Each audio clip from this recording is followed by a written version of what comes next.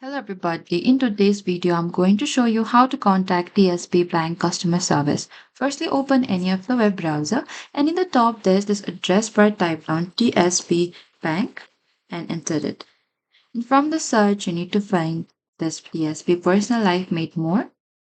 And from here what you need to do is you need to select this help and support in the top. And from here if you have any issue with logging in a transaction or reporting fraud, what you can do is you can simply open it. And you need to select which digital service do you need help with. As I'm going to select this one. And after that, you need to simply select the reason. And over here, you'll get instruction. And if you need more help, you need to scroll a bit down again and select this contact us. And from here, you'll get this number. You need to call this number if you're in the UK, or if you're outside the UK, you get this number.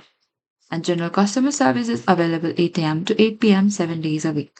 And before contacting customer service, make sure you have your account or card details ready for identity verification. And that is it. Thank you for watching this video. I hope this video was helpful.